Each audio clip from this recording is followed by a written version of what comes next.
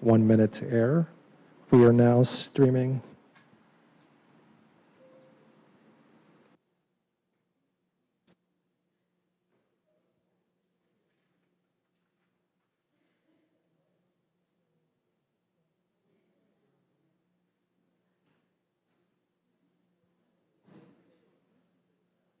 Recording in progress.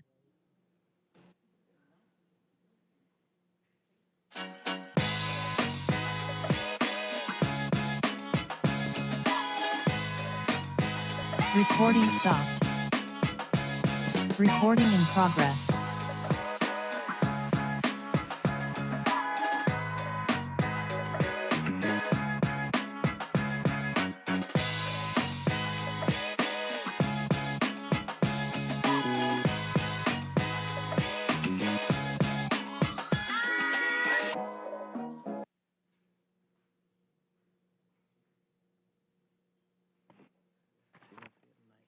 Good evening, good evening.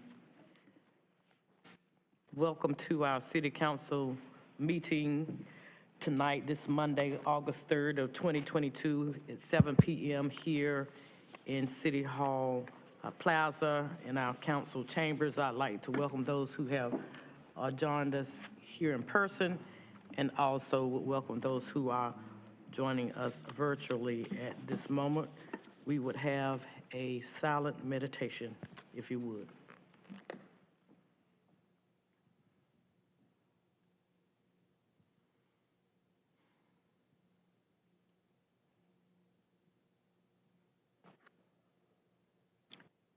Thank you all.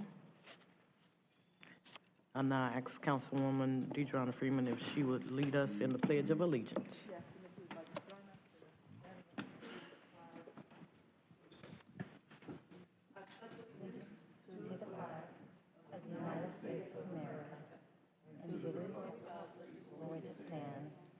One nation, under God, indivisible, with liberty and justice for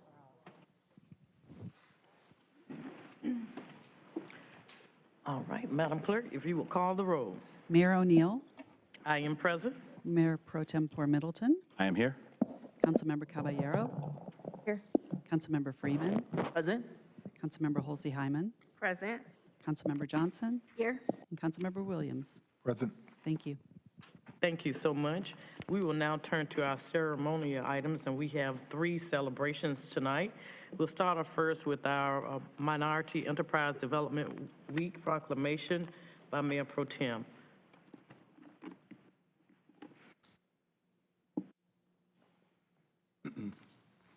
Thank you, Madam Mayor, for this great opportunity to read this proclamation kicking off Minority Enterprise Development Week. Good evening, everyone in the chamber, everyone watching on television and online.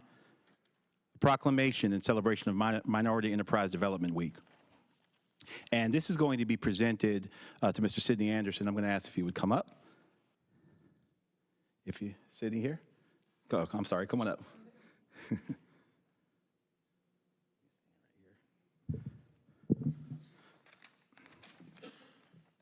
Proclamation. Whereas one of the City of Durham's primary goals is to have a strong and diverse economy which reduces poverty and enhances the quality of life of its citizens. And whereas through ingenuity, innovation, and tenacity, many minority and women entrepreneurs have courageously met the challenges posted by the pandemic. And whereas minority and women-owned businesses are helping to power the engine of economic recovery for the city, state, and nation.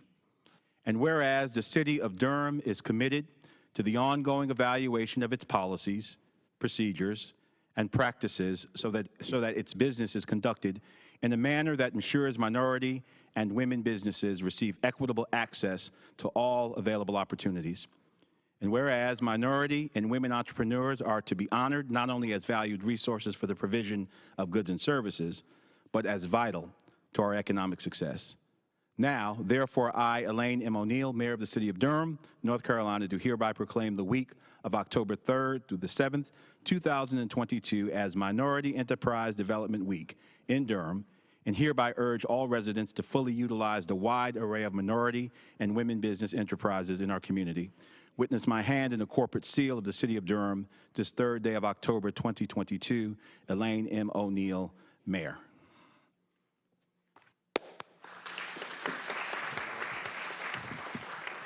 Thank you. I'm Sidney Anderson, and I work in the finance department with I'm the manager of the underutilized business compliance.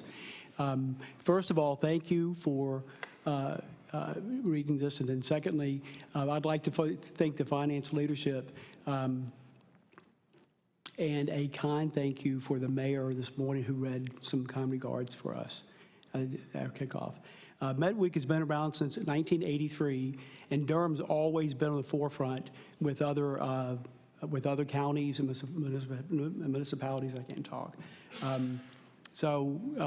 Again, thank you, and we look forward to future Med Weeks. Thank you. Thank you. Thank you. Thank you.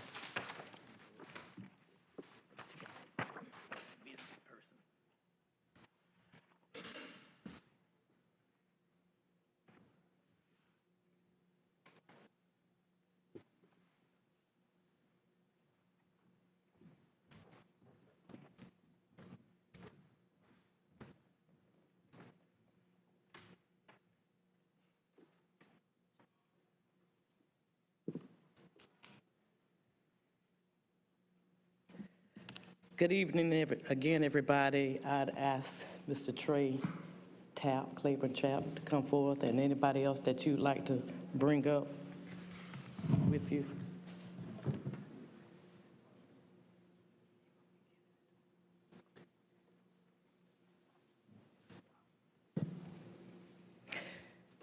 This is a first for me as your mayor in the city of Durham.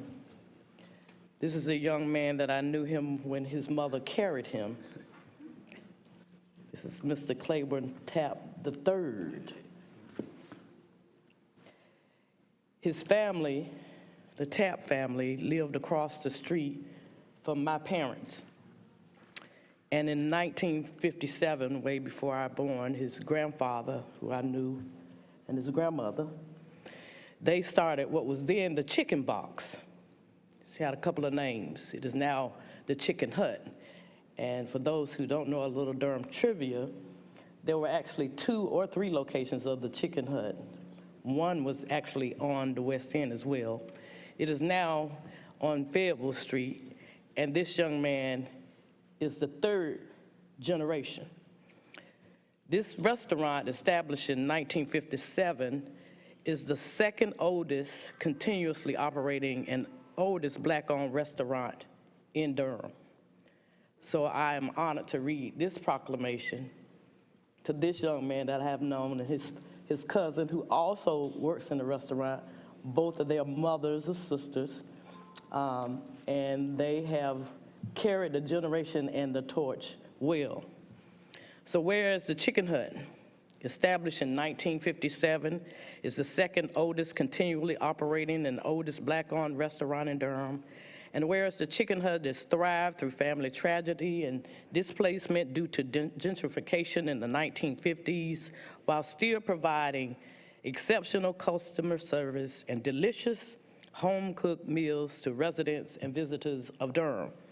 And whereas the Chicken Hut has preserved recipes through generations of serving exceptional Southern staple dishes, which has earned them the recognition as one of the best restaurants in the United States for their fried chicken. Mm-hmm. And whereas the Chicken Hut's commitment to serving extends beyond paid customers to the entire Durham community, and whereas the Chicken Hut, during the uncertainty of a global pandemic and the cancellation of schools, fed thousands of children experiencing food insecurity. And whereas the Chicken Hut's commitment and dedication to the Durham community will serve as a legacy and a blueprint of how to have a positive impact. Now, therefore, I proudly, Elaine M. O'Neill, Mayor of the City of Durham, North Carolina, do hereby proclaim October 3rd, 2022 as the Chicken Hut Day in Durham, and do hereby present the key to the city of Durham to the Chicken Hut, witness my hand and the corporate seal of the city of Durham. This the third day of October 2022.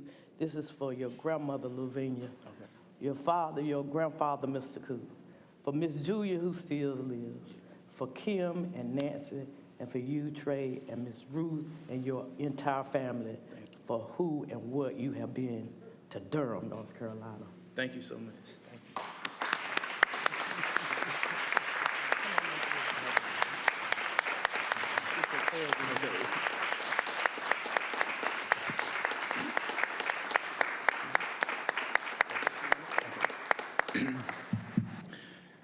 I sincerely want to thank you from the bottom of my heart to Mayor O'Neill, City Council, the wonderful city of Durham, to my family, friends. This is definitely an honor, and this would be something that I would cherish for as long as I'm here. My parents worked very hard. They truly believed in giving back to the community, and they instilled that in me and my cousin and everyone, so we hope to continue doing it. And with the support of the community and the support of the city of Durham, we're so grateful for this honor, and we appreciate all of y'all. Thank you.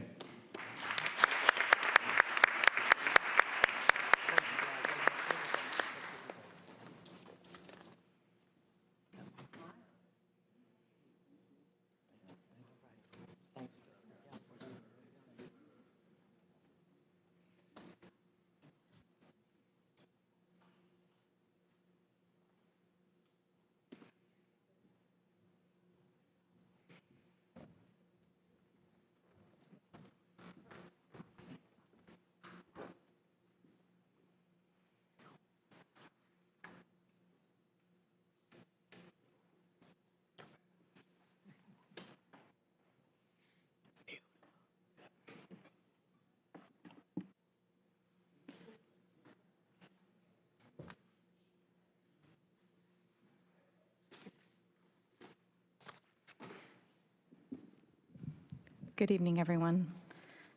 Thank you to the mayor for this honor. I'd like to invite Carolyn Moore to come up.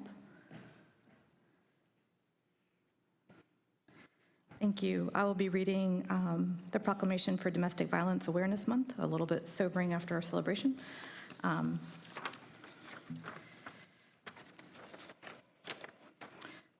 Whereas the safety, security, physical, and emotional well-being of our neighbors affects the lives of everyone in our community, we recognize that domestic violence takes a variety of forms and believe all individuals have the right to live their best and fullest lives free of violence and fear.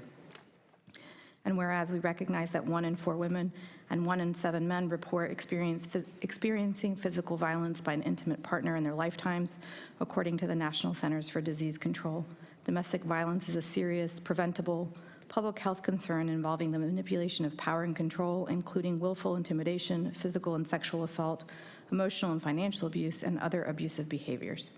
And whereas anyone can be a victim of intimate partner violence regardless of gender, age, race, socioeconomic status, ability, or relationship choice, we believe that everyone deserves a life free of violence, regardless of a gender identification, ethnicity, ability, age, religion, or social status. And whereas we recognize that the crime of domestic violence impacts victims, families, and society, and can lead to long-term health problems, missed days of work, and loss of employment, psychological distress, family instability, homelessness, and increased risk for future violence. And whereas ending domestic violence starts with awareness and education, changing social norms about gender and violence, and mobilizing our communities. We urge all who engage with youth to teach and model respect, consent, and healthy relationships. We encourage residents to ensure an inclusive environment that supports survivors of domestic violence and sustains their efforts to rebuild their lives without violence in Durham.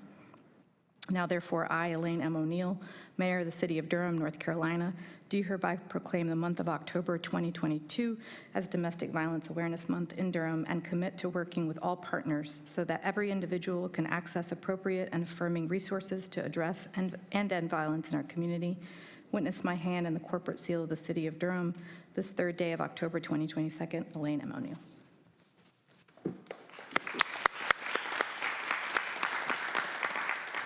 Thank you. I am Carolyn Moore, Vice Chair of the Board at Durham Crisis Response Center. Thank you to Mayor O'Neill, City Manager Page, the Durham City Council, and the City of Durham for this proclamation of support. Yes, October is Domestic Violence Awareness Month. On average, nearly 20 people per minute are physically abused by an intimate partner in the United States. For 1 year, that equates to more than 10 million people. In 2022 alone, from January 1st through September 11th, 35 homicides occurred in North Carolina related to domestic violence. But we at Durham Crisis Response Center it is our mission to work with our community partners to end this violence through advocacy, education, support, and prevention, and we do this on a daily basis. Some of our services include a confidential and free 24-hour helpline available in English and Spanish, emergency shelter services, support services to survivors, and most of all, a safe haven free from abuse. Again, all of our services are free, confidential, and available in Spanish and English. So again, thank you to Mayor O'Neill, the City Council, and the City of Durham from Durham Crisis Response Center for your unwavering support for us and survivors each day. Thank you.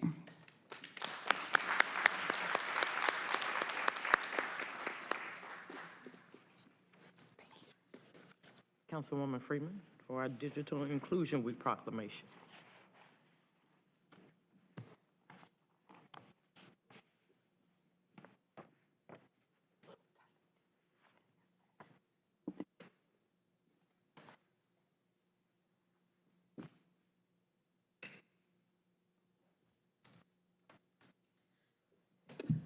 Thank you, and I will be presenting to Ms. Laura Fogel.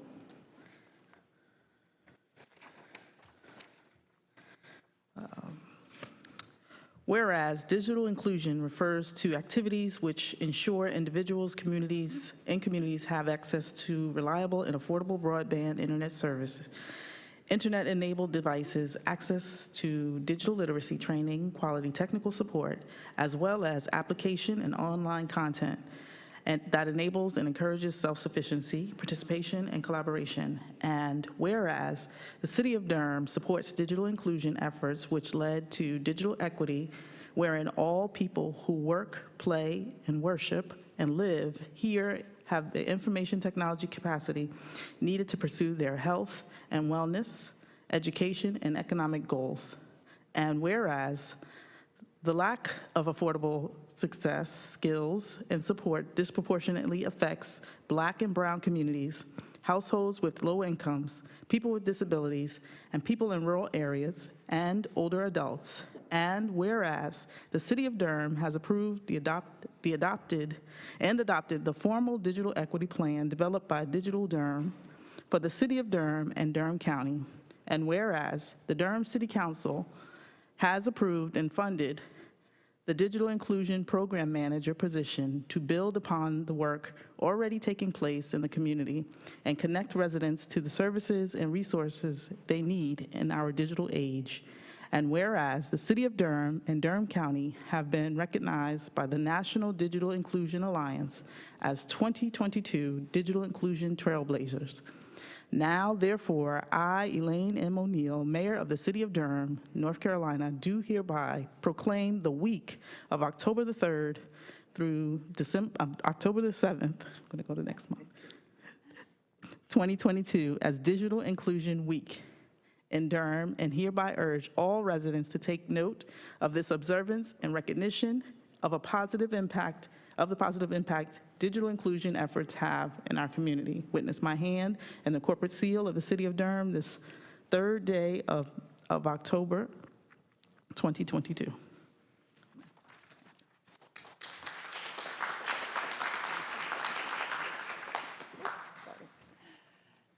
Thank you, Councilwoman Freeman. We'll take the whole quarter. I mean, it'd be great.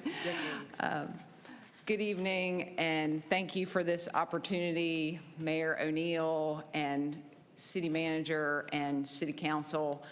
My name is Laura Fogel, and I'm the founder of Digital Durham, which is a digital inclusion collaborative made up of many organizations in our community that are all working together to make sure that everyone who lives, plays, and works in Durham has access to the technology resources that they need to thrive. So we're here to celebrate the fact that Durham has been recognized by the National Digital Inclusion Alliance as a digital inclusion trailblazer, recognizing the work that we have done, community organizations, and also the work of this council and the city staff and the mayor, right? We have the City Council has approved the digital equity plan, has approved funding for digital inclusion through the ARPA funds, and also the really exciting digital inclusion program manager position that is coming, that is now been approved and is accepting applications.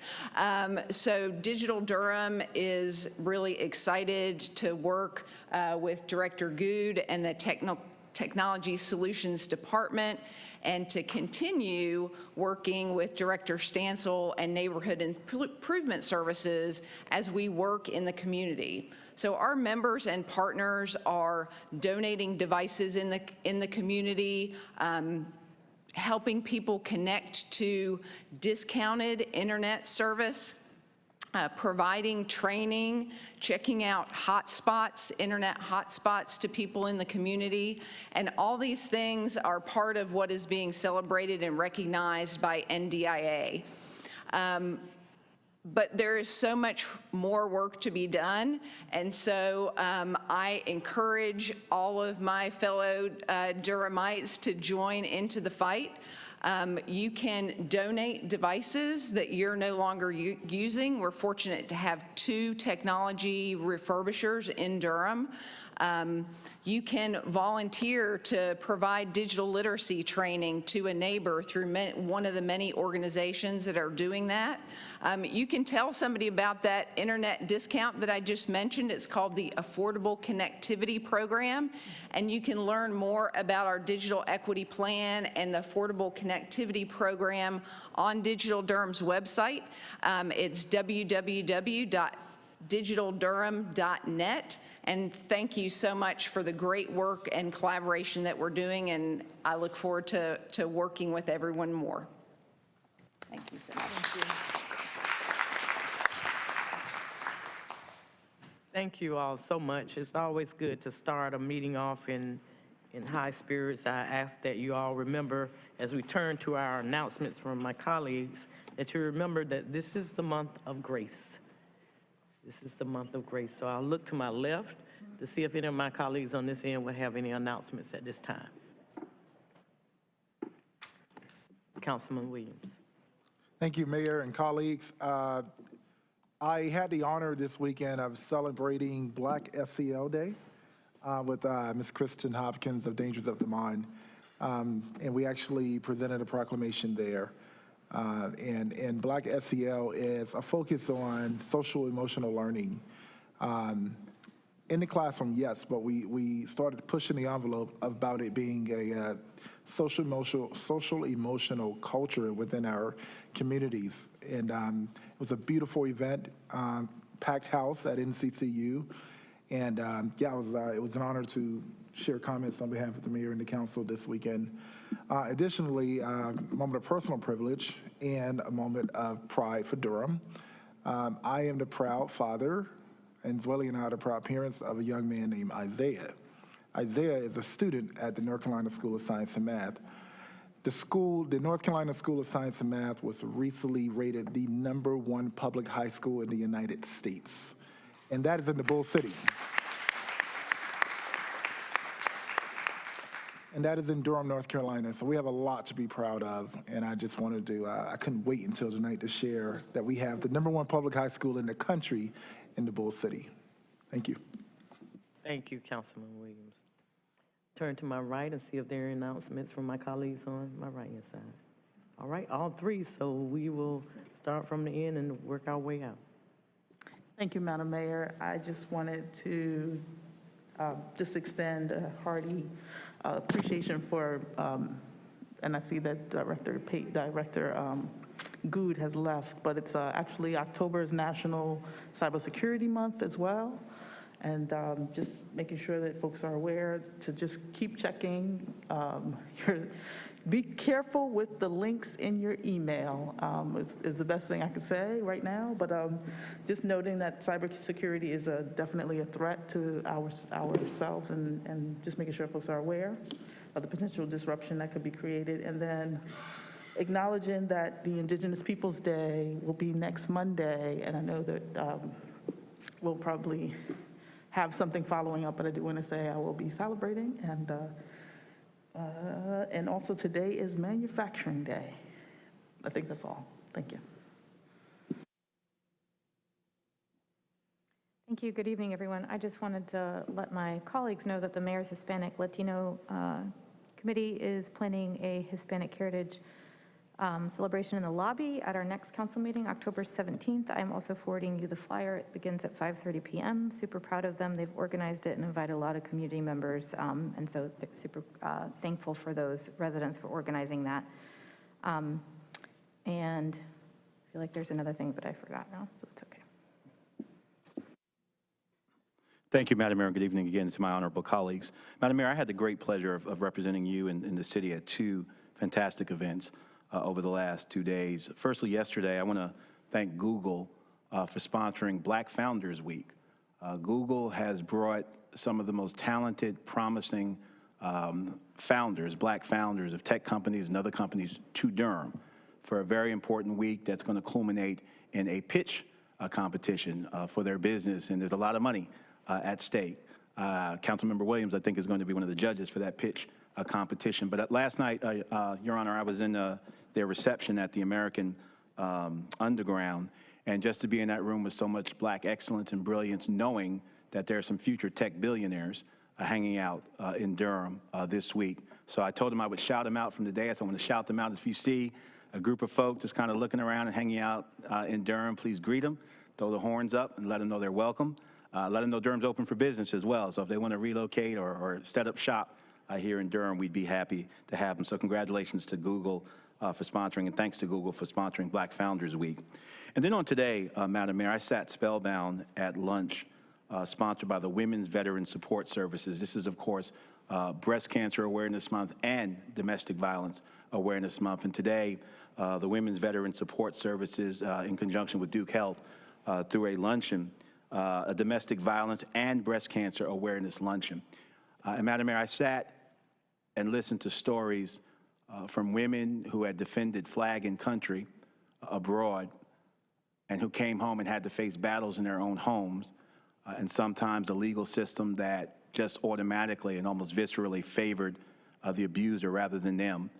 And just the stories of courage and resilience in that room, it was just humbling. It was a sacred place to be this afternoon, and I was honored to represent Durham at that luncheon. I want to shout out the Women Veteran Support Services and let anyone who might be watching, particularly women veterans, if you're dealing with any type of issue, whether it's housing or domestic violence or illness or homelessness or need some type of transition services, I want to commend to you the Women's Veteran Support Services, Inc.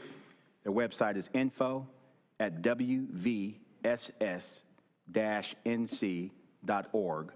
That's info@wvss-nc.org. That's the Women Veteran Support Services, Inc. And I want to thank them for kicking off this month and observing Breast Cancer Awareness and Domestic Violence Awareness Month. And I want to thank those brave women for their service as well to our country. Thank you, Madam Mayor. Thank you, Mayor Pro Tem. I just want to turn back to Councilwoman Caballero to see if she had remembered what it was. Yes, thank you. I wanted to thank Mangum Elementary for inviting me for Hispanic Heritage Month. It was very sweet to start my day reading to kindergartners, one of my favorite things to do, probably the best part of the job. Thank you. Thank you so much. I will have an announcement at the end of the meeting, but we will Proceeding in order. We're glad that everybody made it through the storm safely. We had some training up here, I think on Friday with Duke Energy. And so it turned out to be very timely. I lost power for about 24 hours. But it was good to just get out of the house for a minute, so I won't complain about that. They were very timely in getting our power back on, so we give a shout out to all those folk who go out and try to make things happen while we kind of wait, and it's a very dangerous situation. So we just shout all those out who were out this weekend working to make sure that we had power as soon as possible. We're now going to move to our first order of business this evening, which is our priority items, and I recognize our city manager for any priority items that she may have. Thank you, and good evening, Madam Mayor, Mr. Mayor Pro Tem, members of the Durham City Council. I have two priority items for you this evening. Agenda item number 10, which is a zoning map change, 812 North Mangum Street. The memo has been revised to address city attorney's comments, and attachment I has also been revised. And finally, agenda item number 12, which is consolidated annexation item 637 and 641 Conover Road. Attachment A was revised. That is all I have for you this evening. Thank you, City Manager Page. I now turn to our City Attorney Rayburn for any priority items that she may have. Good evening, Madam Mayor, Mayor Pro Tem Middleton, and members of the City Council. It's good to be back with you all today. The City Attorney's Office does not have any priority items this evening. We're always glad to see you back. So glad you're here, and thank you for all that you do. Turn now to our City Clerk, Schreiber, and for any priority items she may have. Good evening, Madam Mayor, Mr. Mayor Pro Tem, and council members. The City Clerk's office has no priority items this evening. Thank you so much. The next order of business is the consent agenda. The consent agenda consists of items that the council has previously considered in a work session. All items on the consent agenda may be approved by a single vote of the council. Items may be removed from the consent agenda by a council member or a member of the public, and those items will be considered separately at the end of the meeting tonight. I am going to read the entire agenda, beginning with the consent agenda. Item number 1 on the consent agenda is approval of City Council minutes. Item 2, the bid report, August 2022. Item 3, amendment to professional services contract with Ramey Kemp Associates for U-5823 Woodcroft Parkway Extension. Item 4, professional engineering services contract with CDM Smith, Inc. for the Western Intake Partnership Regional Water Treatment Facility Preliminary Engineering Project Amendment Number 1. Item 5 is the interlocal agreement with Durham County for joint funding of the Low Income Homeowners Relief Program, LIHRP. Item 6, change order 1 and amendment 4 to the construction manager as constructor contract with Balfour Beatty Construction LLC for the Public Works Operations Center renovation project. Item 8, contract with Cranium Holding Inc. for the City of Durham's Learning Management System content. And we now turn to our public hearing, the general business agenda. Item 10, zoning map change 812 North Mangum Street. Item 11, consolidated annexation item, Wendell at Crescent. Item 12, the consolidated annexation items, 637 and 641 Conover Road. Item 13, the consolidated annexation item, 213 Curlew. 216, I'm sorry. I was going to say 206. 213. Okay, thank you. Thank you, City Manager. You know, those braces, my braces, I'll put it on that tonight. All right, if you would all at this time allow me to entertain a motion to approve the consent agenda. We have pulled items, I believe, all of the zoning, public hearings, 10, 11, 12, and 13 would be our pulled items for tonight. Is that correct? Oh, that's right. Thank you. We're going to get it back. All right, so I'd like to entertain a motion to approve the consent agenda. So moved. Second? It's been moved by Councilwoman Freeman, seconded by Councilman Williams. If you would please open the vote, Madam Clerk.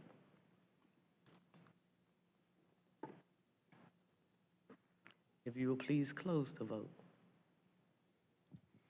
The consent agenda passes 7-0. Thank you, Madam Clerk. The ayes have it, and the consent agenda is approved unanimously, and our clickers are working tonight. Yay! Oh, wow. So now, we're excited about that because we were trained, general public, on how to work our clickers, and they are all working tonight. We're proud of that. So anyway, all right, we'll now turn to our general business agenda. And let's see, here we go. We have 4 public hearings tonight. And the first item will be item 10, which is a zoning map change for 812 North Mangum Street. We do have Mr. Dan Jewell here as well, who is a proponent and an applicant. We will first receive our staff report from, that's not Ms. Roper. Filling in for Ms. Roper, Andy Lester with the Planning Department. Thank you so much. Mayor Neal, Mayor Pro Tem Middleton, and honorable council members. Again, I'm Andy Lester with the Planning Department and happy to be here with you tonight. Before I begin, staff would like to state for the record that all Planning Department hearing items have been advertised and noticed in accordance with state and local law, and affidavits of all notices are filed in the Planning Department. Dan Jewell of CJT PA proposes to change the zoning designation of one parcel of land totaling 0.149 acres and located at 812 North Mangum Street.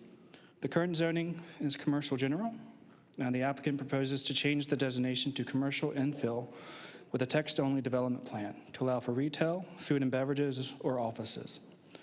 The properties are currently designated commercial in the future land use map. The proposed commercial infill with a text-only development plan zoning is consistent with that designated future land use. At the June 14 Planning Commission meeting, commissioners recommended approval by a vote of 11-0. As a reminder, 2 motions are required for this application. The first motion is to approve the zoning ordinance.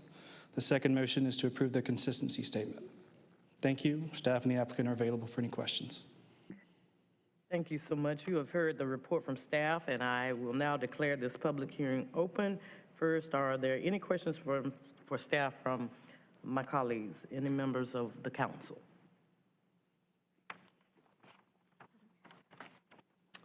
Councilwoman Johnson. Thank you, Madam Mayor.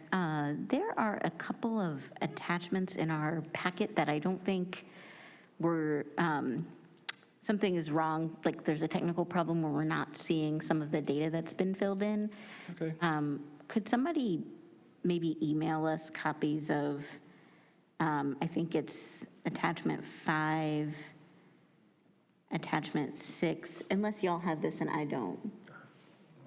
Right, but there's nothing in there, right? Okay. Yeah, 5 and 6, it seems like there's issues with. We'll email that to you. And I'm sorry, I wasn't able to tell you earlier. Sure. I'm sorry, could you tell us exactly which documents they are? Yeah, sorry. Lettered instead of numbered? Gotcha. 5 says attachment D, text-only development plan. Okay. And 6 is attachment E, summary utility development statement. Thank you.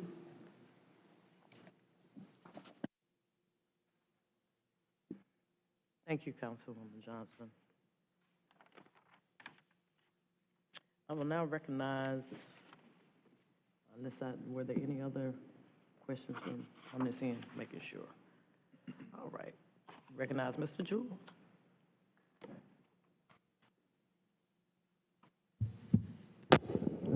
Good evening, Mayor and council members. I'll be brief. I'm Dan Jewell, a landscape architect with CJTPA. We're just about a block down the road here. Dr. Joe and Mary Wilson approached us last year with a bit of a dilemma. They own the building at 812 North Mangum, and have had interest from several tenants to move into that building. Unfortunately, since the last previous use in that building was an electric motor repair shop, any potential tenant that wasn't considered a similar light industrial use would have to submit a site plan for a change of use and demonstrate how that building and the site would then meet the current minimum parking requirements per the UDO. Any of you who are familiar with that building or buildings in that stretch of Mangum know that's not even remotely possible without tearing the building down and rebuilding it and doing it all over again. And I think that would be a shame, because the existing brick building represents sort of that funky 1940s small industrial architecture that is one of the things that makes Durham so cool, and unfortunately we're losing some of that around town. And this building is downtown. It's just not in the downtown design district. In fact, if you walk north on Mangum Street, it's the first building you come to that's not in the downtown design district. It's directly adjacent to it. And if it were in the district, 12 feet south, no parking would be required whatsoever. In this case, fortunately, the Wilsons do want to save the building and repurpose it. So the solution we have come up with is to request a rezoning to commercial infill. The wonderful thing about commercial infill, which is a relatively new zoning district, is that you can change the use of an existing building, and as long as you keep it intact, you don't have to provide additional parking. And keep in mind, in fact, there is parking close by on Mangum, right in front and up and down. So after conversations with the neighbors, we are committing to limiting the potential uses to retail, food, beverage, and/or office, all of which we think are complementary to this neighborhood. As a result, in your packet, you'll see letters of support from former Mayor Bell and Al Bass, both of UDI. They're the next door neighbors to the south. And so in conclusion, we hope you can find in favor of our request, as the Planning Commission did with an 11-0 vote in favor of the project to support the rezoning. So thank you for your time, and I'm happy to answer any questions that you might have. Thank you. Councilwoman Caballero. Thank you. I just want to thank the applicant for explaining, because I was like, why are we doing commercial infill here? It makes perfect sense with the parking requirements. So thank you for your explanation. It was very helpful. Oh, you're quite welcome. Thank you. Any other questions for Mr. Jewell? I'll turn briefly to our clerk to see if there are any virtual hands that should now be raised if you'd like to speak on this item. I do believe we have one speaker who has not stated which item they will speak on. If you wish to speak on this item at this time, if you would raise your virtual hand.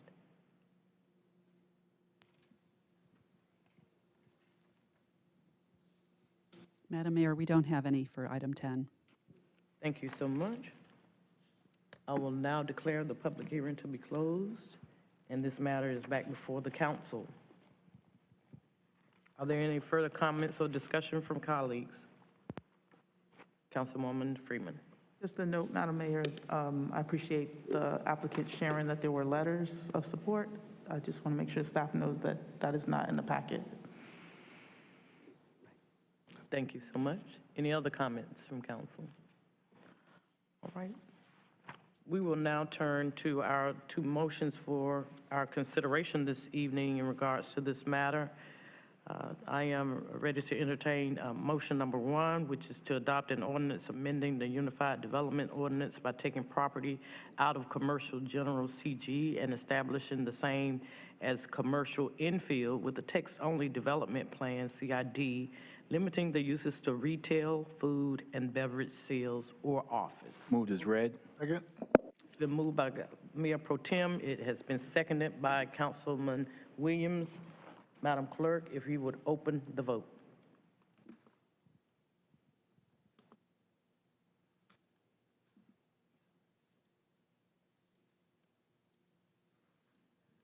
The motion passes 7-0.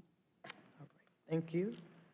For the next motion under for our consideration is motion number 2, and that is to adopt a consistency statement as required by NCGS 160D-605. Move to adopt consistency. Second. Moved by Mayor Pro Tem, and it's been seconded by Councilman Williams. Madam Clerk, if you would open the vote.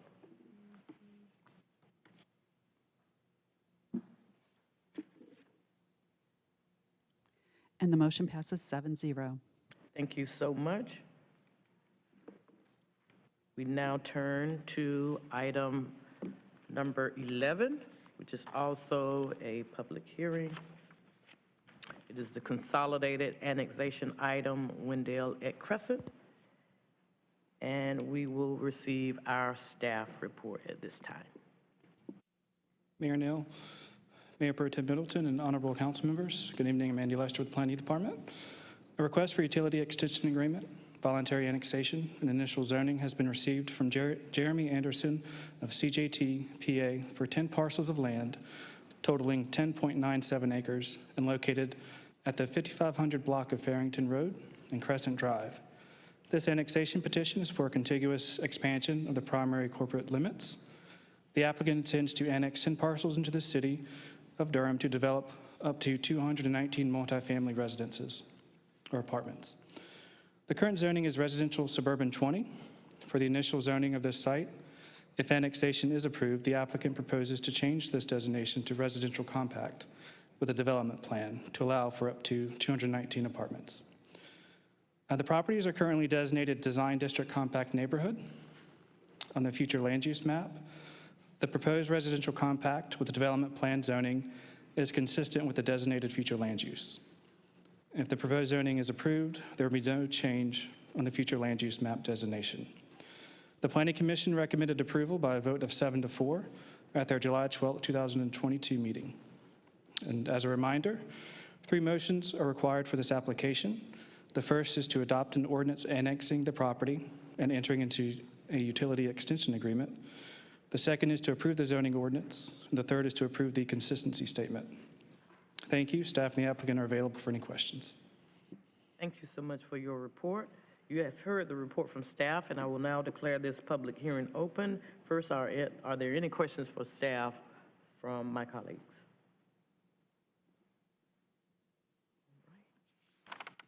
I do think that believe that we have 3 persons signed up. Mr. Neil Ghosh, who's also an applicant as well as a proponent. Via the internet, we have Mr. Jeremy Anderson, who's also listed as a proponent applicant. And we also have Mr. Ethan Tyler, who's not indicating on this sheet whether he is a proponent or opponent. Mr. Tyler? Good evening, sir. If you could tell me whether you are a proponent or an opponent of this matter, sir. Hello.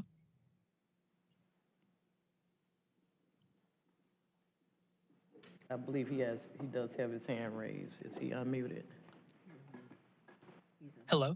Yes, Mr. Tyler, I just need for clarification purposes, are you an opponent or proponent of this matter?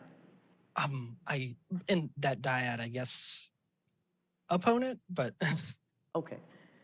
We will allow for the applicant's proponents to go first, and then you will follow them. Each of them have 6 minutes total between the 2 of y'all.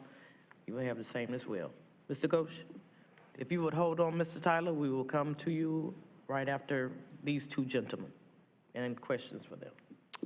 And just for Jeremy Anderson online is part of our applicant team. I don't think he was planning on speaking. I would appreciate if I could have a little bit more time just to get through my comments. But good evening, Mayor O'Neill and Mayor Pro Tem Middleton and members of the City Council. I'm Neil Ghosh with the Morningstar Law Group at 700 West Main Street here in Durham. And tonight I'm representing Northview Partners for this rezoning and annexation request. With me tonight are Frank Morrissey and Mark Barker with Northview Partners, and Dan Jewell and Jeremy Anderson, both from CJT. Thank you, Mr. Lester, for your presentation. As was mentioned, the site in total is just under 11 acres. Currently, the property is zoned RS20, which, as you know, is a very suburban, single-family type of zoning. This area is near where the light rail romp was planned to be, as well as the Lee Village light rail stop. I know light rail is not on the table any longer, but I bring this up as background as to why this property is in a compact neighborhood tier. Now, our rezoning is consistent with the compact neighborhood tier vision at 20 dwelling units per acre. This is quite dense, multifamily development. The zoning conditions offered ensure that buildings will be placed closer to the road without much or any parking in between them and the rights of way. This helps create a more pedestrian scale and kind of hides the parking. Each building will have direct access onto the street side. You won't have to walk to the parking lot to get to the sidewalk, that type of thing. It's a very urban format in that sense, or I guess I should say it's a compact format. From an environmental standpoint, this site is pretty ideal. There are no streams or stream buffers on the property. There is no floodway or floodway fringe on the site, and there are no steep slopes on the site. The applicant here has committed to handling the 100-year 24-hour storm event peak flow rate so as not to overwhelm Celeste Circle. And speaking of Celeste Circle, I understand the city has invested in upgrading or improving that lift station, as well as water lines and other infrastructure in the area. Based on the size of this project, the developer here will be paying in excess of $100,000 in development fees to reimburse the city for its expenditures on that infrastructure. And infrastructure is another real positive of this project. It's only 11 acres, but it will be improving 690 linear feet of existing Wendell, which currently is a ribbon pavement county road. And the project also will improve 600 feet of Crescent to a city standard, which currently is a gravel road. And I think in conjunction with the adjacent project, all of Crescent will be improved to a city standard. And I think very importantly, this project will be adding an exclusive northbound left turn lane on Farrington to assist with that traffic movement going into Wendell Drive. This is an improvement that probably is needed now, and this project will provide it. In addition to all that, the project also will be dedicating 1.38 acres, which is more than 10% of the site, for right-of-way for a new collector road to implement the city's adopted collector street plan in this area. So that's a lot of infrastructure for a project of this size. Then I think I'd like to touch on the engagement component. We had 2 neighborhood meetings for this project, one before we submitted and one after. Both times, our sense was that the surrounding property owners did not oppose the project. We have worked with staff to improve the project throughout the review. For example, in the review process, we added a commitment that some buildings will be required to have elevator access, which always was the plan, but with staff's guidance, we crafted a zoning commitment to ensure it, and obviously that makes the project more viable for folks who might have some mobility issues. We are also very proud to have received a recommendation of approval from the Planning Commission. We really have tried to cover all our bases. When this case went to Planning Commission, staff let us know that it was adjusting the formula it uses to calculate the number of students which will be generated by new projects. So our proffer regarding a monetary contribution to Durham Public Schools was based on an old calculation from staff of only 17 additional students. As the staff report now indicates, with the new formula, the projected increase in students is 78. So we want to increase our contribution to Durham Public Schools to $39,000. And similarly, we want to increase our contribution to the Affordable Housing Fund from $65,000 to $200,000. Finally, I just want to point out that city staff indicates that the current zoning of the property might allow for up to 6 single-family homes to be built. Obviously, that type of development is not at all in line with the values of the city. 6 homes on 11 acres just ain't cutting it. Luckily, this project is more than just better than that. This project is consistent with the CGOs, the comprehensive plan, and the future land use map. We do not, or we're not aware of anyway, any widespread neighborhood opposition, and this was recommended for approval by the Planning Commission. So in addition to being better than what the current zoning allows, this is a really good project.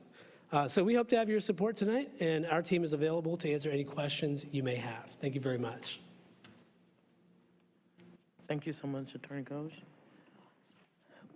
We will now, I think you had a few seconds left, so we will reserve those and we will turn to Mr. Tyler. Yes, hello. Yes, sir. All right. First off, thank you, Madam Mayor, Mr. Mayor Pro Tem, and honorable City Council members for hear me, my name is Ethan Tyler. I live on Wendell Road, right across from the proposed site. And well, one of the reasons that I didn't, I guess, put on the form if I was opposed or for the proposed annexation and rezoning is because I support the annexation and rezoning, especially the building of new dense housing in Durham. As you all know, we need more dense and affordable housing in Durham. But I have some specific reservations about this plan as it exists on paper, mostly economic and environmental in nature. First, as economically, the chief concern is affordable housing. While they have the plan as just given has expanded funding for the Affordable Housing Fund, the plan itself has no affordable housing. It's proposed at about 20 dwelling units per acre, which the plan itself notes is, quote, fairly dense in the city of Durham, yet there's no accommodation for affordable housing. It'll be right on the 5440 intersection. And within the July 12th Planning Commission meeting, the lack of affordable housing was a sticking point amongst the 4 who voted nay, and it remains a sticking point with me as well, that approval for the rezoning and the annexation, I would love to see a commitment to affordable housing within the units itself by the developer. And secondly, environmental, there is no commitment to any sort of tree coverage, no minimum tree coverage requirement within the plan. And I would urge that any requirement be based on at least a minimum of 16 to 25% tree coverage, especially along the edges or within the interior. It would help reduce light pollution, heat pollution, sound pollution in the area, both for current residents and for the future residents, potential residents who could move in, and other environmental factors that don't cost much more in construction, but would produce great dividends overall once the proposed site meets construction, such as motion sensor lighting to reduce light pollution, using Energy Star roofing to further produce heat pollution, and even using window glazing that meets the American Bird Conservancy standards to reduce bird strike. This area is a known waterway. While there are no streams, there's a pond, and this area does overflow into the Little Creek, which goes into Jordan Lake. This is part of the waterway that extends throughout the waterfowl impoundments up and down 54. It's a hotbed of biological diversity. There are beaver, otter, deer, foxes here, and I think, we need more housing. More development has to happen, but I think there's a way to do it in a more ecologically responsible way, such as retaining tree coverage and trying to hinge the plan on construction materials and construction techniques that would make it a more both environmentally hospitable place for current residents, future residents, non-human residents, so to say, animals. And I think there's a lot that can be done with this plan, especially in an environmental way and with affordable housing that I think should be considered by the city council when approving this. Thank you. I see my time. Thank you so much. I will turn now to our clerk to see if there's anyone else on the internet who would like to speak on this agenda item. All right. Ms. Ghosh, if you would like to respond at this time. Sure, thank you. I'll just respond in part to some of the comments we heard from, I think it was Mr. Tyler. On the environmental stewardship standpoint, I'll go back to what I mentioned earlier. I think the city staff and the elected body here has wisely indicated that this area, this parcel, be developed in a compact neighborhood tier, in a compact format. And I think there's a lot of wisdom to that, particularly on this site, which does not have any stream buffers, does not have any steep slope, does not have any floodway on it. This is kind of the area, I think, that makes the most sense to develop densely, as opposed to trying to fit a lot of density in areas that do have a lot of environmental features or streams or steep slopes or something like that. In the compact neighborhood tier and in compact development under Durham's Unified Development Ordinance, the tree coverage, or actually I should say the open space requirement is for there to be 5% open space, which is something that this plan does accommodate. So on that front, I mean, I think the plan is in line with the UDO, but also is in line with the comprehensive plan and larger goals of the city of Durham, primarily because this is not an environmentally sensitive piece of property, with respect to like riparian features or other environmental features that generally you'd like to protect. thank you very much. We're happy to answer any questions you may have. I'll open it up to my colleagues now at this time for questions. Looking to my left. Councilwoman Hyman. Good evening. Nice to see you again. Throughout the comments from the Planning Commission, they all resonated with the lack of affordable housing. And can you just speak to, I see you did an increase to from 65,000 to 100,000, but could you speak to the lack of affordable housing? Yeah, sure.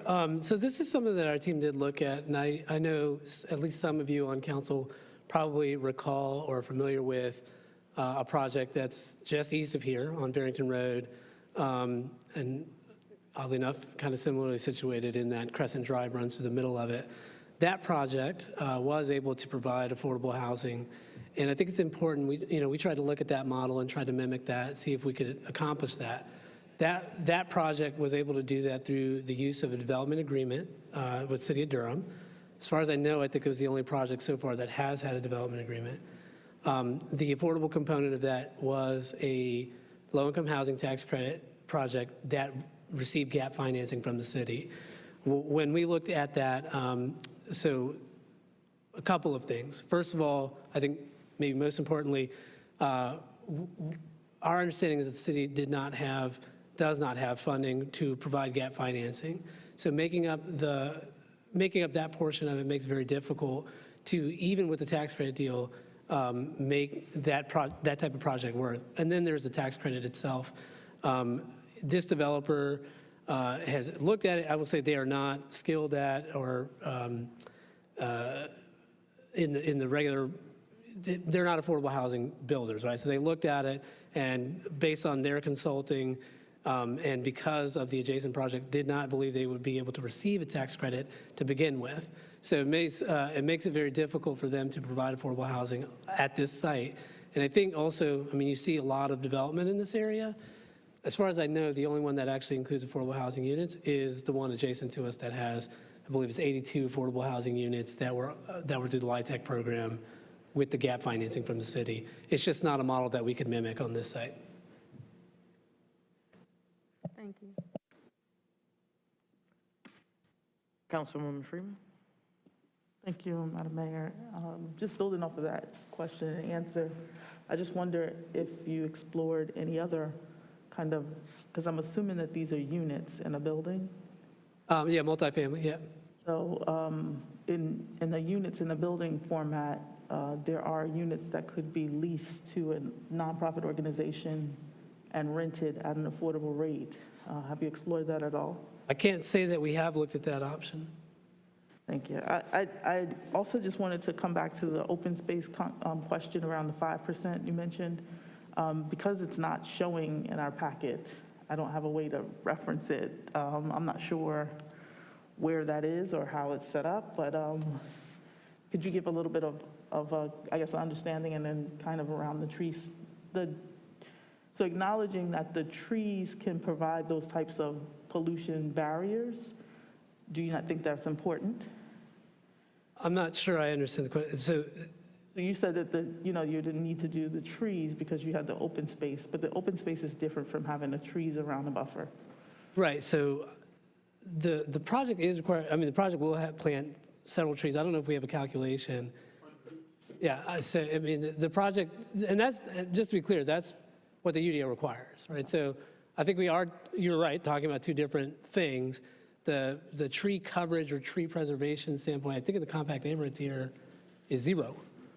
And so I don't know that we have a calculation for how many trees are being preserved or how many trees we planted, but there will be trees on site, if that's the question. The open space requirements, and you're right, is different than tree canopy or tree coverage, is 5%, and that is committed to in the development plan, and specifically the development plan, I believe, commits to providing a amenity structure as part of the And project. it would be nice to know what the, I guess, the opacity level of the trees. You said hundreds. I mean, that could be all in one space as opposed to spread out to provide like a 10% or 20% opacity rate. I just want to make sure that we're not missing the opportunity to make sure that pollution is alleviated. If this is actually a compact neighborhood that will lead to rail in the future and we don't provide that, it's kind of like it's a done deal once it's built. So you reference opacity, which in the UDO typically refers to like the project boundary buffers. At this location, this site actually I don't believe is required to have any project boundary buffer because it's in the middle of the compact neighborhoods here. And so I think the development plan shows a maximum 20-foot setback, building setback. That's to bring those buildings up closer to the road for that compact tier. So I mean, I think I would characterize it, I don't know if staff might characterize it differently, but in a compact neighborhood tier, the type of development that they're looking at is similar to maybe less intense, maybe less height than downtown, but that type of development where you've got the pedestrian scale, pedestrian corridor, and the focus is less so on parking, you know, so in the pedestrian realm, what you're seeing instead of walking by a sea of parking, surface parking, you're seeing buildings, you're able to get into the building, and that's what this development plan commits to and sets up. And so just again, just acknowledging I can't see the development plan. I'm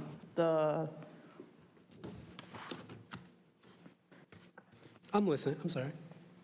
The specifics of how you're, I guess, lining this up in the context of a future, like, you know, this compact neighborhood that would be in place, the neighboring, I guess, parcels around you aren't included in that compact neighborhood.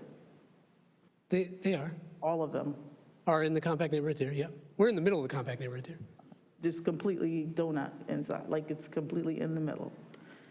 Then Of the tier? Yeah, I mean, I'll let staff answer, but that's my understanding. Yeah.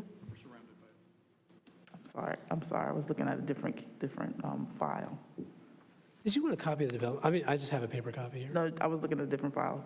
Here. Okay, sorry. This is Andy Lash, the planning department. I can confirm the 10 parcels, or the parcels that are about 11 acres are in the middle of the compact neighborhood tier. Within this tier, the only buffers that are required are when parcels are adjacent to a different tier. So for instance, if there is properties that were in compact and suburban abutting each other, the UDO would require a buffer like where those property lines meet. I follow, thank you. I have a question though, in general, just acknowledging that the light rail's not coming through this area, that these areas were designated as compact neighborhoods. What's the plan, I guess, moving forward? Are we looking to create downtowns in these county swaths of land that would be annexed in and like all of,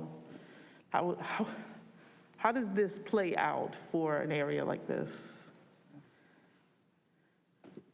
I think Bill will answer that.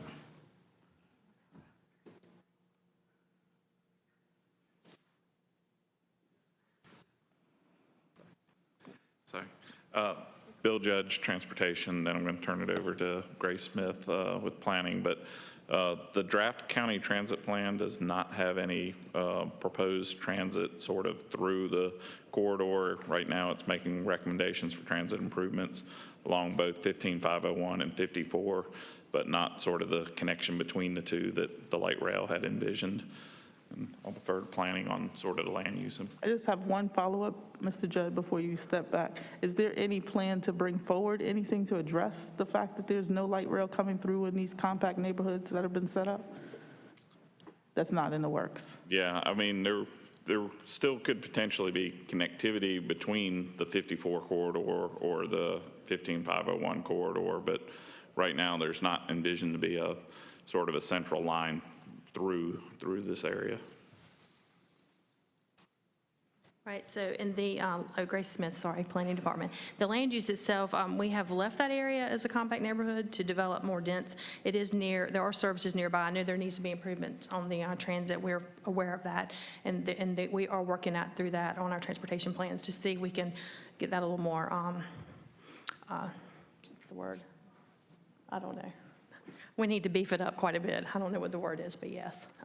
Yeah. I really just want to be as straight as I can about this, is that just realizing that these compact neighborhoods essentially upzoned large areas, and that upzoning allows for this type of density in those areas, and that's great. The problem is that we have not allowed for ourselves as a city any space to even require or ask for affordable housing. And so as our planning commissioners are receiving these items, their request makes sense in the sense that we're trying to build density in an area, but we're not building in the affordability.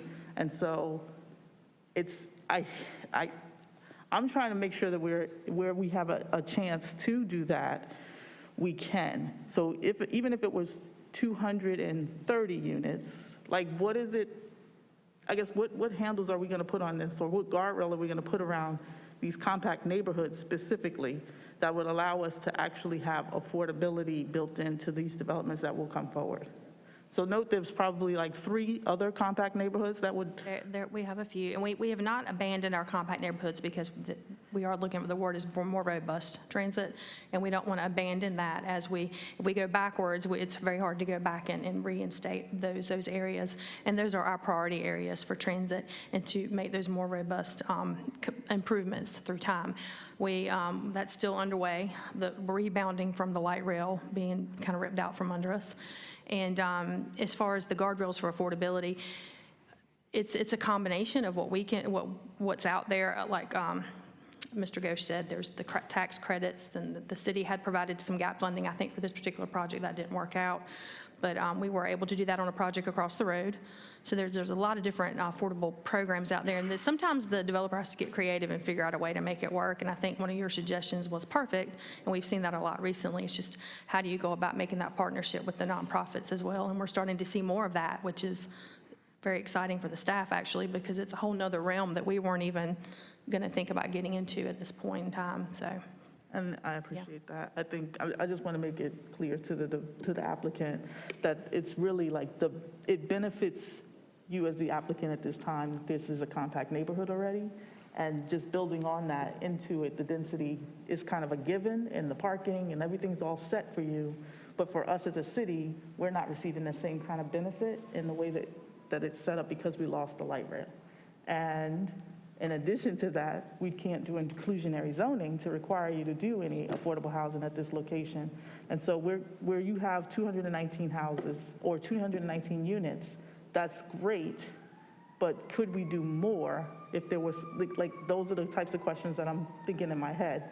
Realizing that this is not your issue, this is not for you specifically as an applicant, I just want to make sure that the public, the general public, is aware that this is something that's going to continue to happen because those compact neighborhoods are kind of left. And I hear our staff and saying, we want them to be more dense because we do want to improve transportation through those areas, and that means building density, but that also means essentially letting go of affordability because there isn't any tool in place. So then that's about it. Thank you. Any further comments of council colleagues? All right, I will now, did you want to say something? Yeah, briefly, just to my colleagues and maybe staff, we use the term affordable housing broadly, and I'm starting to get a little cloudy on what we're referencing. So I guess if we could just be a little more specific of what type of affordable housing we're asking for. I think it'll help me better relate that to whatever project it may be. And this is just in general, not this case.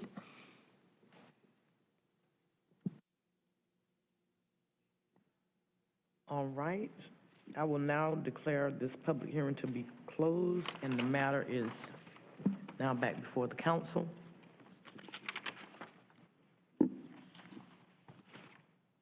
There are 3, I'm sorry. Yeah, I just had a question for staff again, real quick. Thank you. Go ahead. This is a history, like I remember the development agreement conversation because originally that project was a density affordable, was trying to get the affordable density bonus, and it didn't work out. And so then we revamped our development agreement process, but I don't remember, and it's just me not remembering, it's not that it's not true. I just remember there was like basically, we got an option on the land if the price fell through, or not, if the project fell through. But I don't remember the city providing gap financing, so I just needed clarification on that. I was actually going to go look that up because I'm not. Okay, because I don't remember that, but also. I don't know it that was we like did 2 on years that ago. project, but from what I'm hearing from Mr. Ghosh is they were not able to cement it for this project. I'm just curious because I was trying to remember, I did some like trespassing today. And so to use former council member Reese's term, and was out on that property and drove it, and so I remembered when I was out that way, I was like, oh, this must be the development agreement one. And so if staff could just let me know, I don't remember that we provided gap financing, but maybe we did. Thank you. Yes, I'll be glad to look into that for you and get back with you. And as far, and just wanted to say, Bill and I were talking offline over that. I know it is frustrating to see that, for especially Councilmember Freeman's point, that you have all these units coming online, and you don't have that transit there. But the more we see the units, we're focusing on those areas, and those are the areas we were focusing on anyway for density. So it sounds a little mushy and weird right now, but that's the focus, and so they'll get the priority, hopefully, when we look at the transit planning and improvements. So. Thank you. I appreciate that. Clarifying question, I guess. In regards to gap funding, is that coming from the Affordable Housing Loan Fund, or is that like a tax break or something?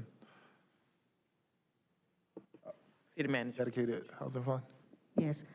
Typically, when you're referencing, supplement or gap financing, it would be coming from, and it was a proposal to the city. It would be coming from the Affordable Housing Fund.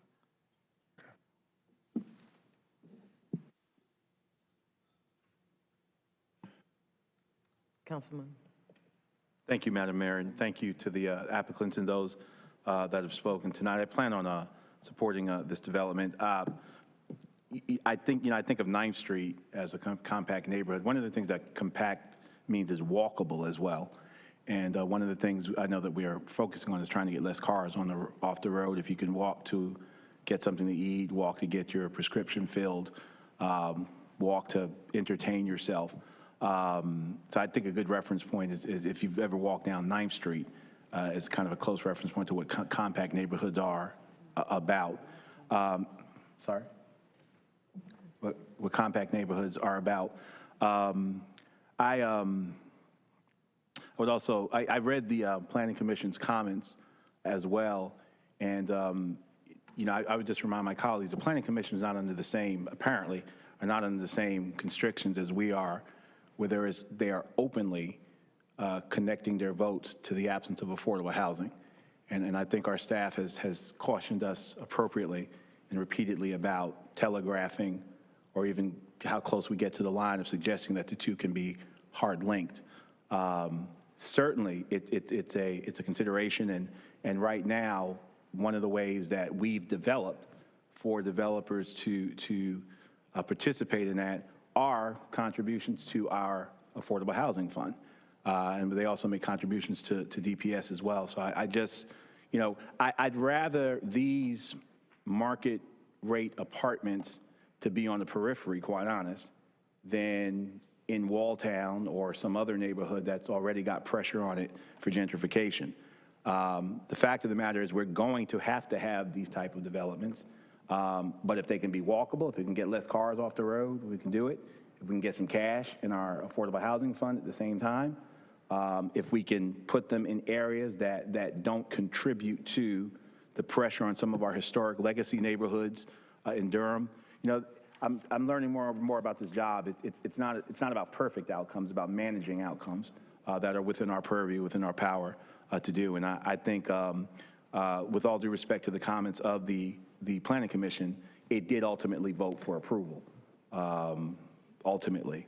And I still think I'd like to still see more planning commissioners participate in comment and actually providing comments. A vote from a planning commissioner without some type of context or explanation is absolutely useless to me because they're an advisory body, they're not a policy-making body. So the raw numbers of vote totals aren't helpful to me as an actual policymaker. I need to see their rationale and what they were thinking. It seems like it's getting better, but I still would like to see more. We did not have 12 comments or 11 comments from Planning Commission commissioners. So I just add that to the record tonight, and I want to thank the developer and residents as well for the comments. I plan on supporting this development. Thank you, Madam Mayor. Seeing no other comments, I believe I did previously declare this public hearing closed, and it's now back before us for our consideration of the 3 motions for this item. Ready to, I'm sorry. No, you're fine. I was going to answer the council member's question about the gap financing. And it was, yes, there's $3.6 million in gap financing, and there were 82 units that were to be developed. So I wanted to verify that before I went on off the top of my head, but yes, that's correct. Thank you. Thank you. All right, we have 3 motions for our consideration. For item 11, the first motion is to adopt an ordinance annexing Wendell at Crescent into the city of Durham effective December 31st, and to authorize the city manager to enter into a utility extension agreement with Northview Partners LLC. So moved. Second. And moved by Councilman Williams, seconded by Councilman Johnson. If you would please open the vote.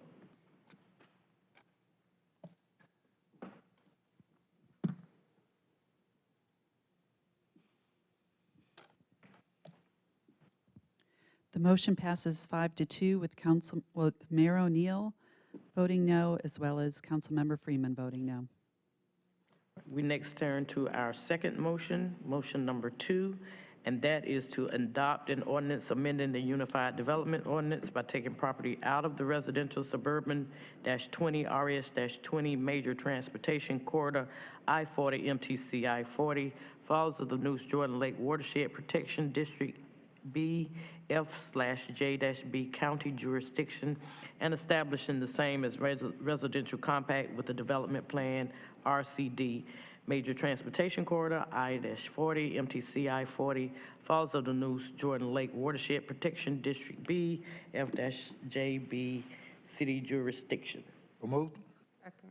It's been moved by Councilman Williams, seconded, I believe, by Councilman Hyman. If you would please open the vote.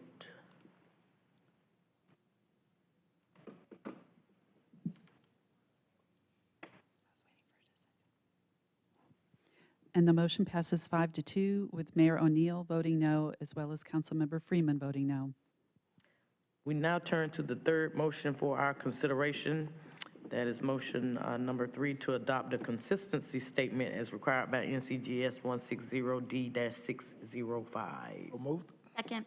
Been moved by Councilman Williams, seconded by Councilwoman Johnson. If you would please open the vote.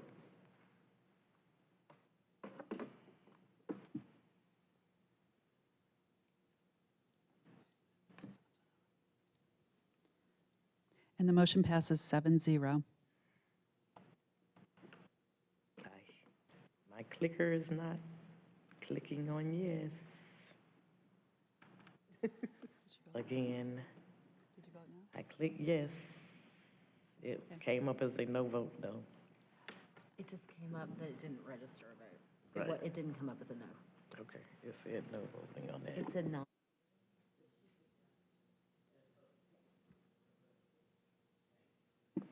All righty, we now move to our next agenda item, which is the Consolidated Annexation Item 637 and 641 Conover Road. And we will now hear our staff report. Mayor Neal, Mayor Pro Tem Middleton, and honorable council members. Good evening, I'm Andy Lester with the Planning Department.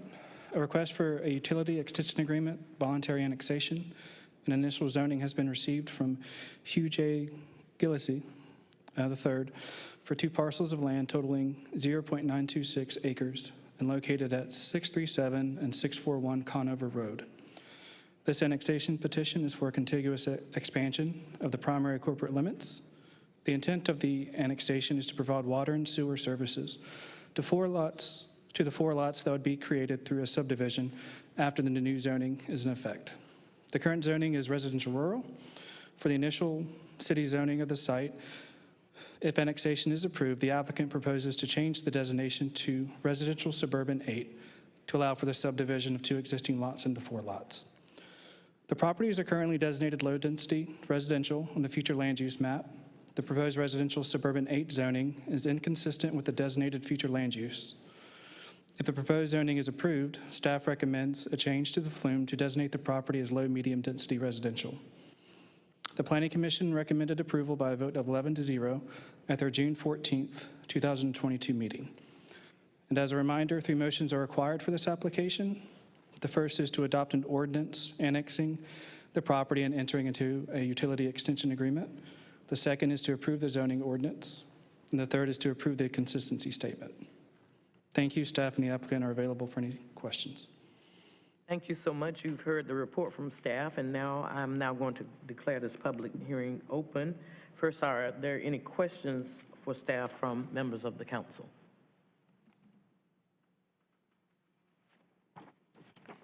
Seeing none, we will turn to our speakers. And I believe we have 2 persons here in public. The first would be Ms. Donna Standback, Ms. Pam Williams, and I'm sorry, sir. All right.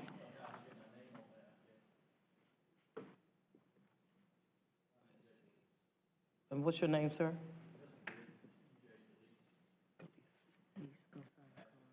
If you could just fill out a card for us, please.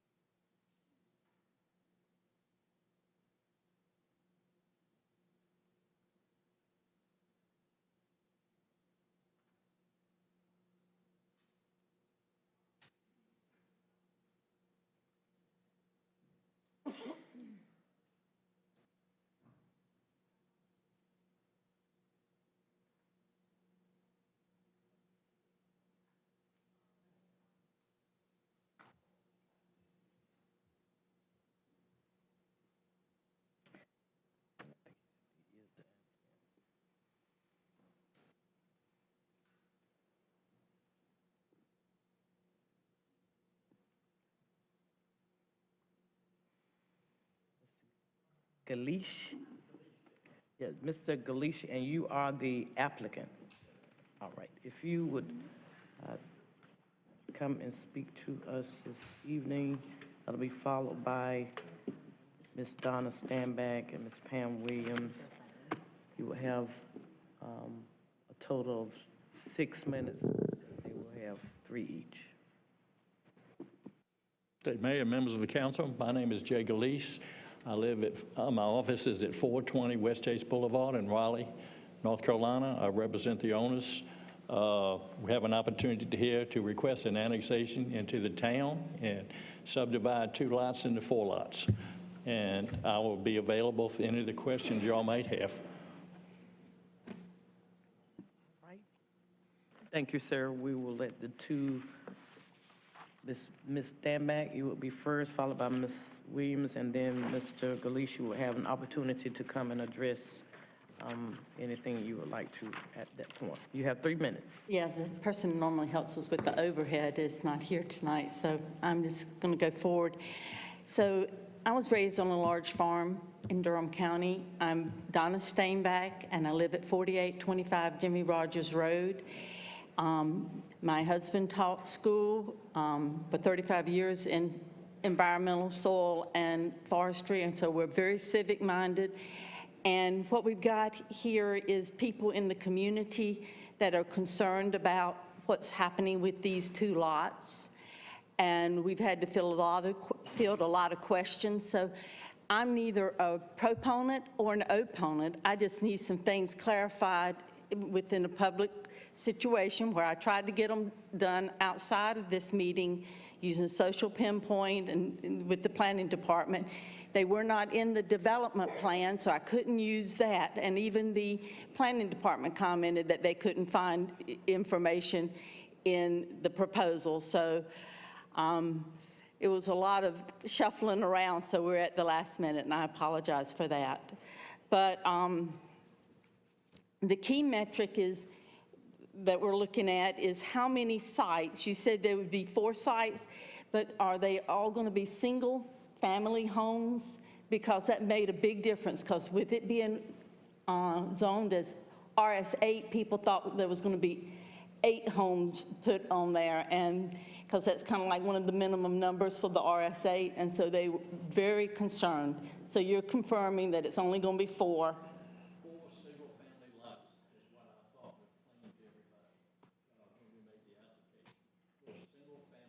But it can change later down the road, and so that was one of the things that we wanted to make sure that that was stated, because everybody says, well, we go in with that, but then if you can put 2 on there, then can that happen? So that was, so you don't have buyers for those lots now, do you? Mr. Glanson, if you would just kind of take note of her, the public can't hear his responses, so if you would allow him to respond, if you would just pose those questions to him, and then he can respond, because the public cannot hear the exchange, okay? Yes, thank you. Thank you. So those are some of the key points. And then because of not having the development plan, I had some issues. I have an environmental matrix that I do with metrics there. And so one of the key questions was, how much impervious soil are you looking at? And I don't know if you can answer that if you're looking to sell it, but it stated 70%, which is awfully high. We also are requesting that the back lot have a minimum of 30-foot buffer, because there are rural residential sites there, and we need to have that for the neighbors that are in that area. Thank you, Ms. Stanback. We appreciate your time this evening. Ms. Williams?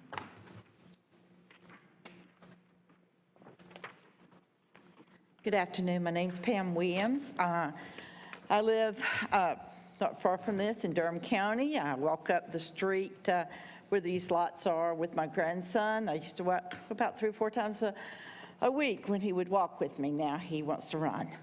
But so I am neither for or against this division if it is 4 lots, 4 single-family lots.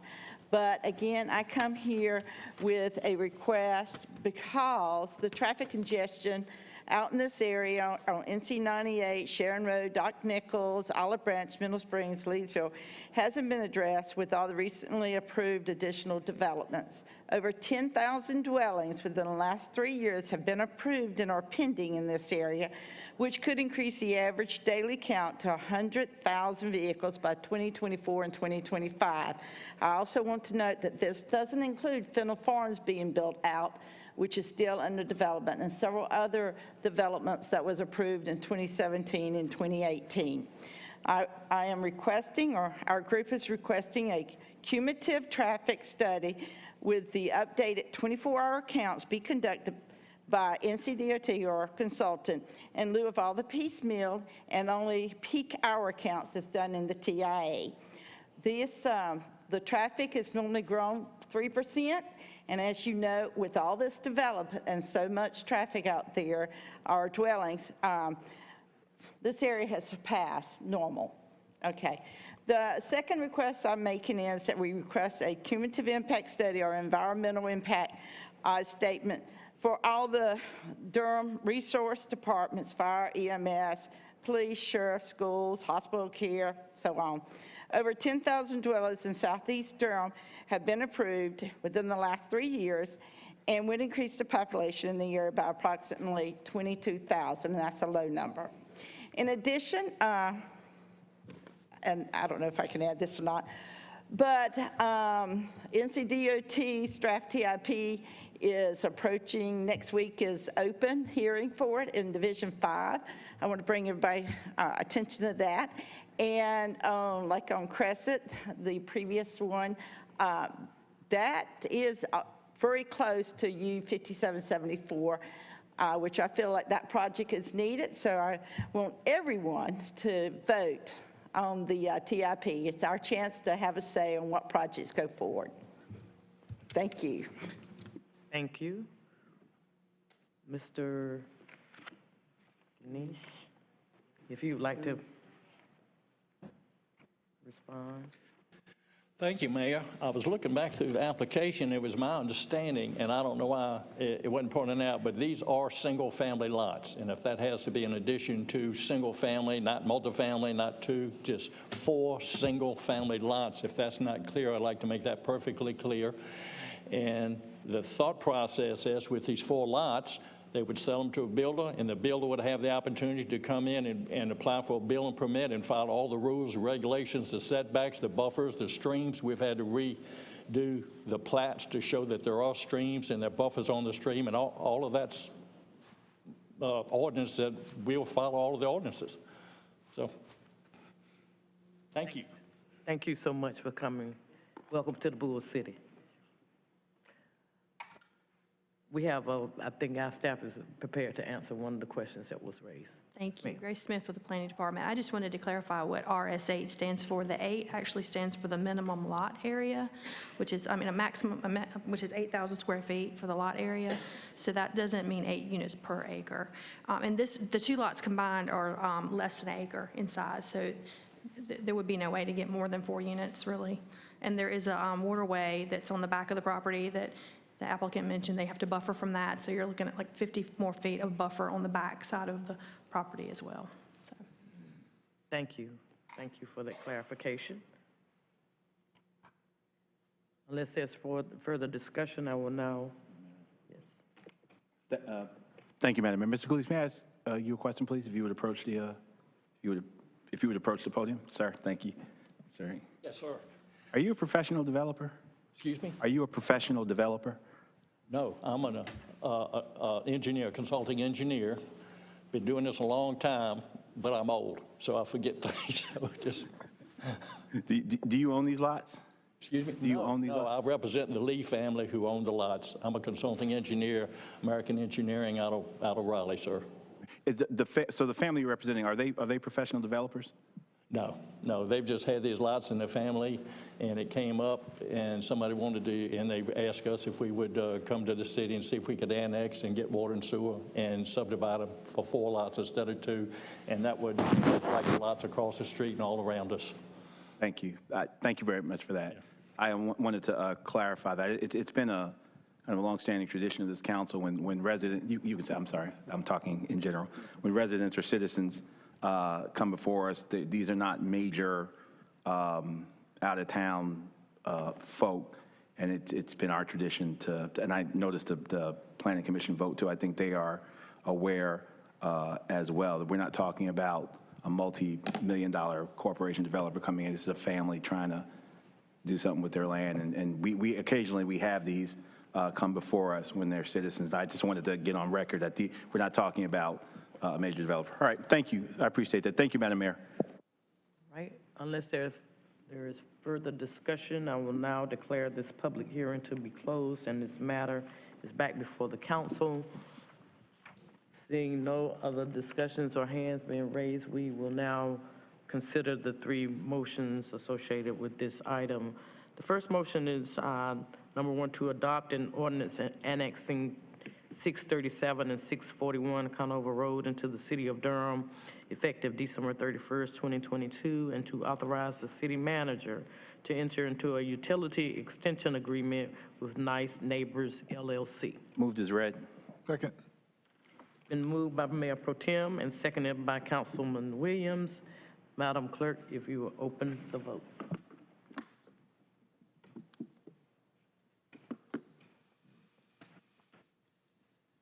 The motion passes 6-1 with Councilmember Freeman voting no. We will now turn our consideration to the second motion. That is to adopt an ordinance amending the Unified Development Ordinance by taking property out of the residential rural RR Falls/Jordan District B, F/J-B county jurisdiction and establishing the same as residential suburban -8 RS-8 Falls/Jordan District B, F/J-B city jurisdiction. Moved as read. Second. Been moved by Mayor Pro Tem Middleton and seconded by Councilman Williams. Madam Clerk, if you will open the vote.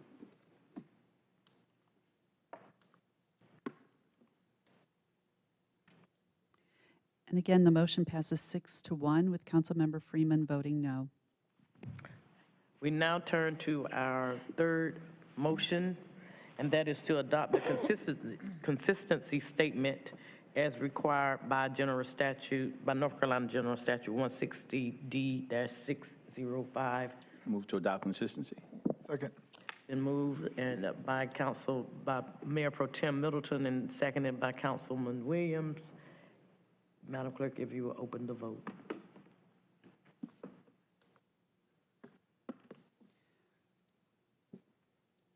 And the motion passes 7-0.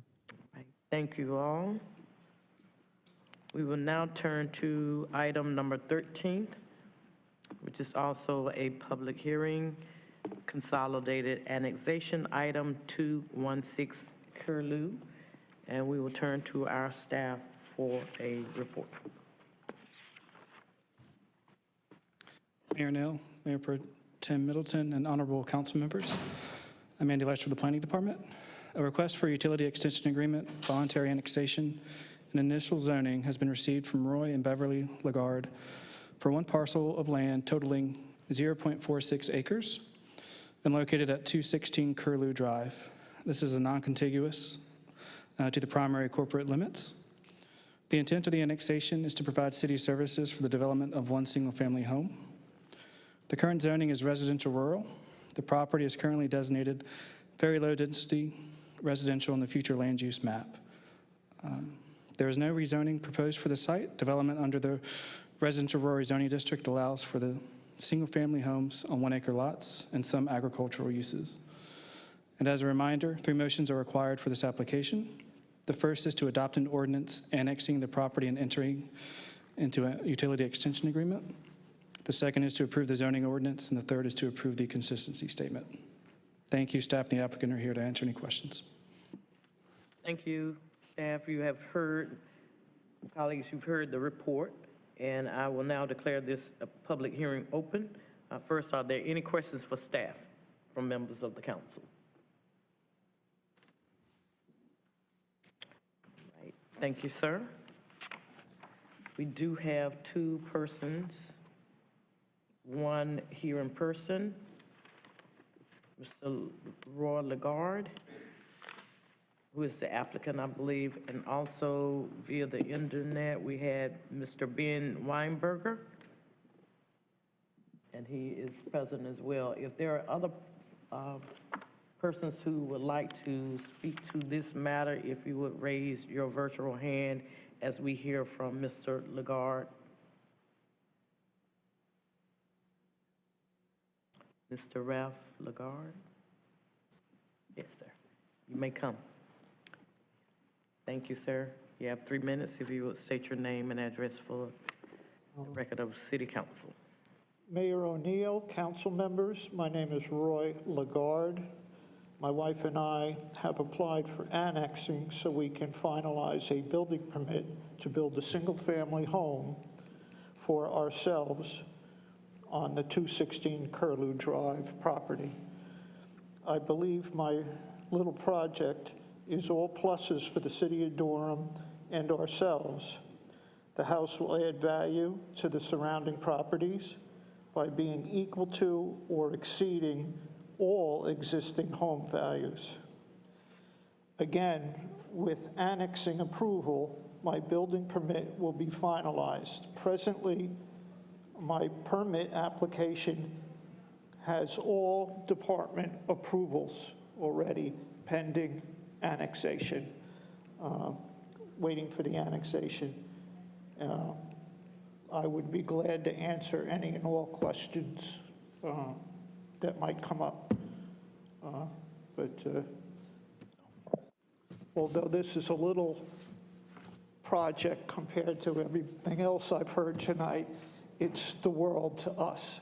This will be our forever home. This has been the plan in the making for years with this property. So, thank you.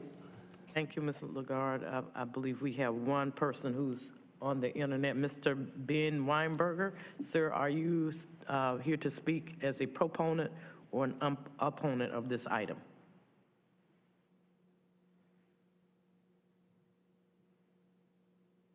Hi, thank you. As the president of the neighboring HOA, I was mainly here to listen and to see if there were other questions that other folks had, and wanted to make sure that we understood what the proposed plans were. All right, so those would be your comments this evening, sir? Yes. All right, thank you so much.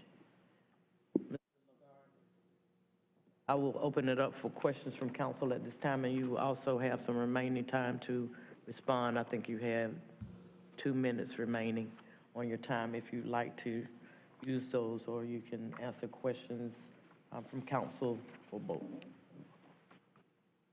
I don't know what else to add. The building lot has been a approved building lot for many, many years, decades actually, before it's been approved, and lot before any of the existing homes, including my own, were even thought about, never mind built.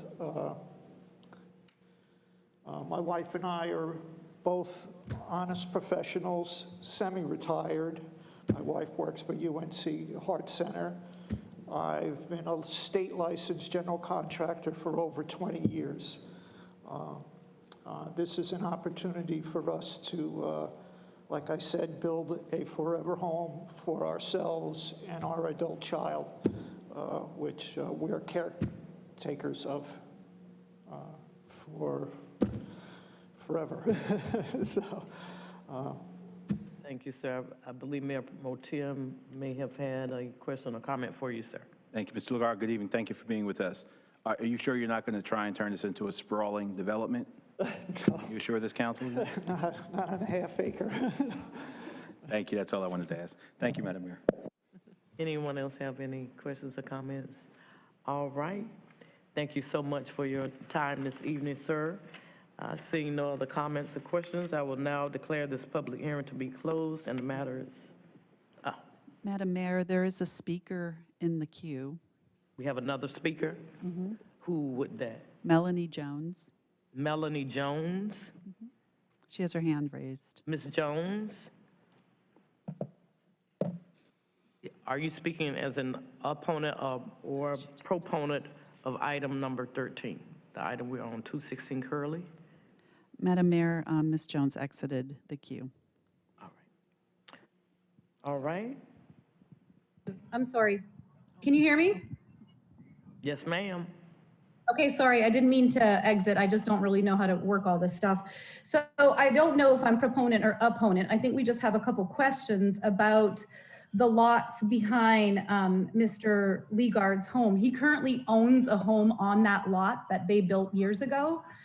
I think my main question is about easement between a existing road, what they're calling existing grass area, or it's called an unopened road in Durham County. I don't know what that means. Curlew Drive, formerly Circle Drive. So where we live, there's a horse trail that looks like it could be developed as an actual road at some point. So if you look at the attachment B that you sent to us in the zoning context map, I'm wondering if he is going to have a driveway in that road that could be developed at some point, or will the driveway to the second home behind his existing home be an easement almost off his driveway? How does that work? Yes, sir. Simply, my project is on my property, 216 Curlew Drive. there is a street, an unopened road that abuts to it, that I am doing nothing with that unopened road.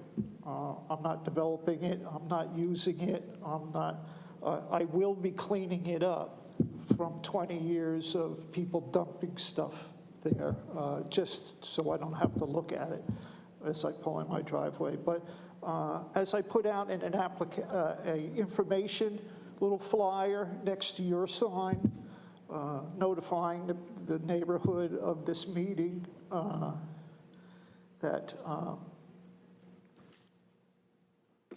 I'm not going to be doing anything with that unopened road except maybe cleaning it up. It's not part of the project.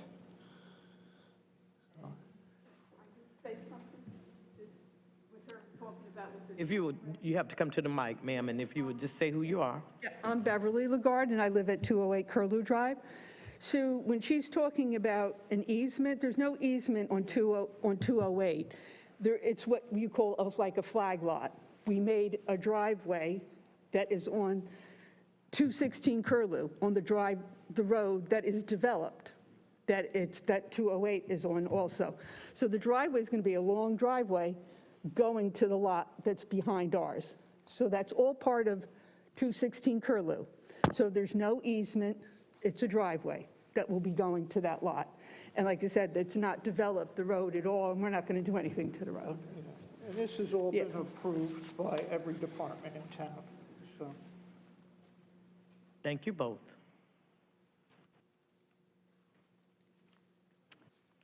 All right. Seeing no other questions or conversations, I will now declare this public hearing to be closed and the matter is back before council. We have two motions for our consideration this evening in regards to this matter. The first motion that we will entertain is to adopt an ordinance annexing 216 Curlew into the city of Durham effective December 31st, 2022, and to authorize the city manager to enter into a utility extension agreement with Roy and Beverly Lagarde. Moved as read. Second. It's been moved by Mayor Pro Tem, seconded by Councilwoman Caballero.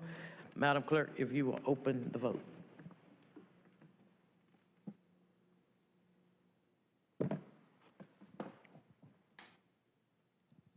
The first motion passes 7-0. Our second motion for consideration is to adopt an ordinance amending the Unified Development Ordinance by taking property out of the residential rural RR Jordan District B watershed protection overlay F/J-B county jurisdiction and establishing the same as residential rural RR Jordan District B watershed protection overlay F/J-B city jurisdiction. Move as read. And moved by Mayor Pro Tem and seconded by Councilman Hyman. Madam Clerk, if you will open the vote.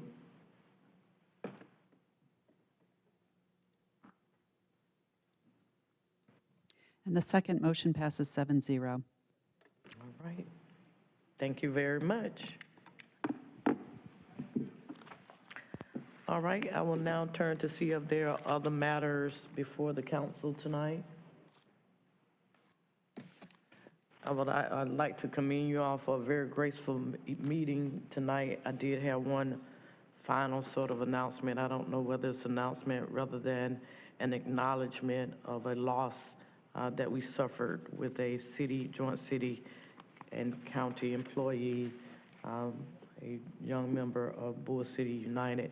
We would just leave our thoughts tonight with his family and friends and all those concerned to keep him and all those who are working in this very difficult space lifted. So with that being said, unless there's any further business of the council, look at this as a miracle night. We are actually going to adjourn before our interpreters need a break. So we are now adjourned at 8:52, Bull City Strong. One's up.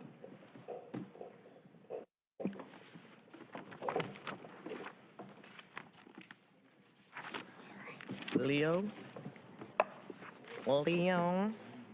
I need for you to do your job. What's his job? To take my notebook upstairs.